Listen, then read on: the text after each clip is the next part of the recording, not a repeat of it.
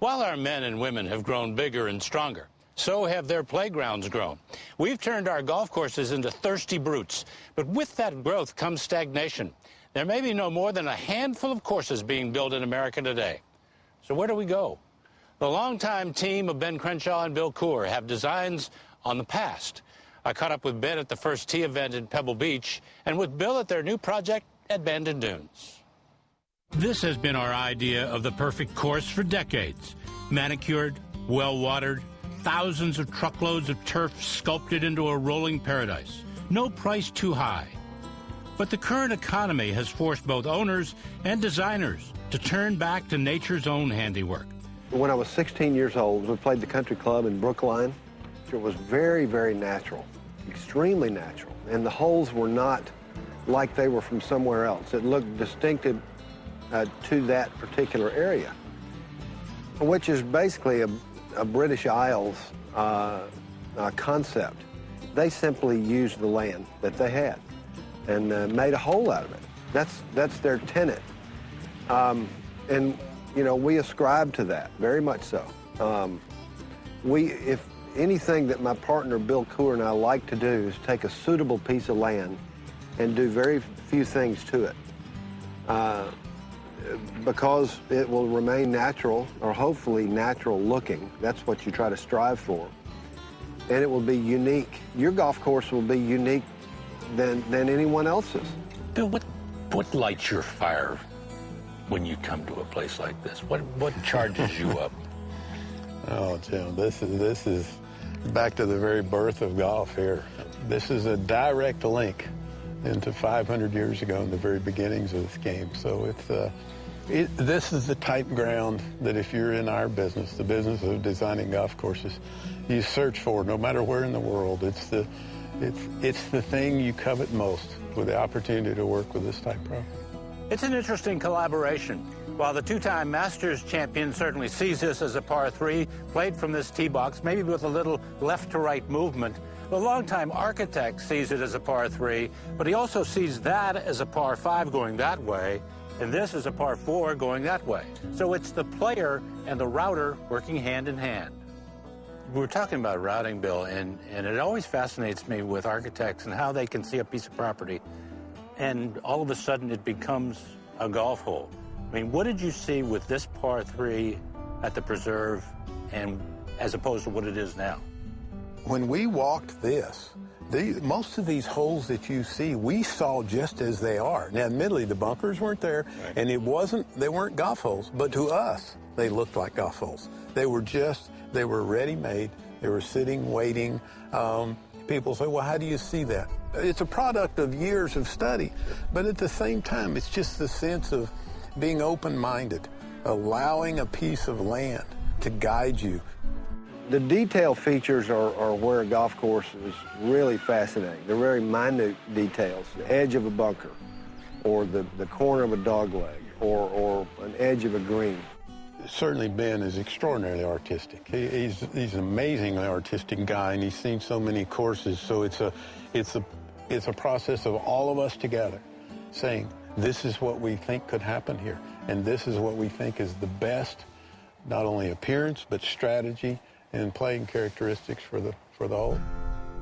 From the rugged forest and dunes of Bandon on the Oregon coast to the isolated gem that is Sand Hills in Nebraska, halfway around the world to both China and Tasmania, they have made the land their canvas and let nature have its way. I guess philosophically, we've always tried to know or understand what we think our strengths are, and we believe that our strengths are finding properties that inherently look and feel like golf. That when you walk out there on them, even though nothing has happened to them in the form of creating a golf course or golf holes, they just feel like golf. You get the sense that a golf course exists there in its natural state, as opposed to going to a property that requires such extreme alteration just to bring golf to it. But extreme alterations were indeed necessary, as the duo employed their back-to-basics philosophy in the recent renovation of Pinehurst No. 2. The objective being to restore the Donald Ross masterpiece from the lush resort course it had become to its more natural, rough-hewn roots. You know, everyone seems to get to Pinehurst. You know, it's our St. Andrews, really. And we thought long and hard about it because we were both ardent admirers of Pinehurst.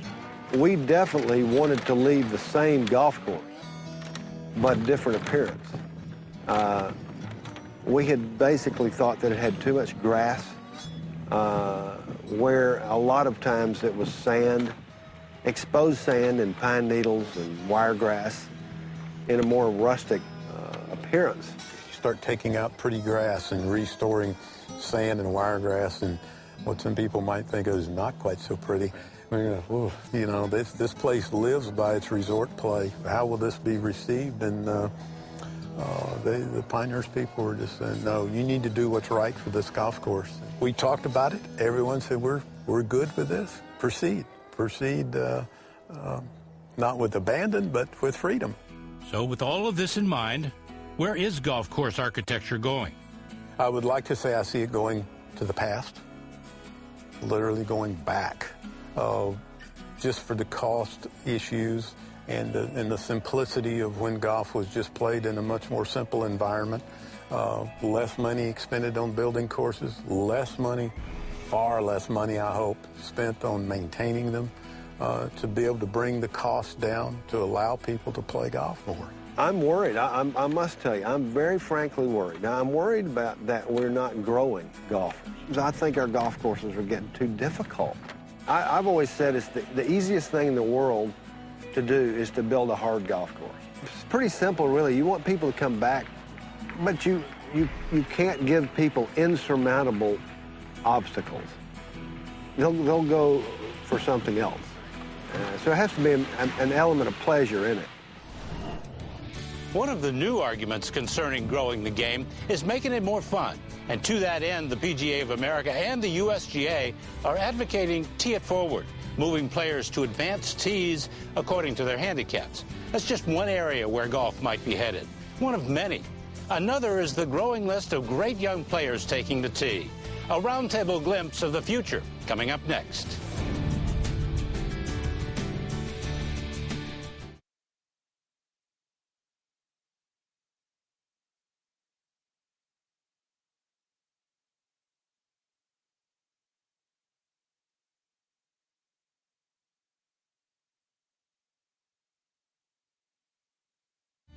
It feels like that kind of period where you might have multiple guys winning multiple majors again.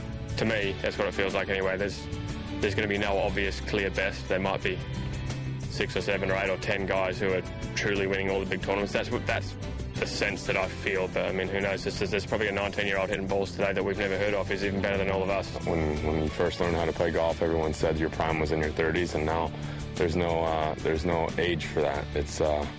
It could be 22, it could be 44, it could be 50 years old. There's a lot of guys that are older that are playing well, and there's a lot of young guys playing well. So excited to be part of the youth movement, but it's time for me to start playing a little bit better. Perhaps those with the best vantage point on the road to golf's future are the men who sit in the game's TV towers and walk its fairways. And so we asked some of our friends from CBS Sports to weigh in on just where they believe the game is. Guys, popularity seemed to really explode. Tiger came on. Do you see Tiger's is now and golf going? Can we get I don't think he's had any impact. Though it seems he started when the way break. He's and then for a long way.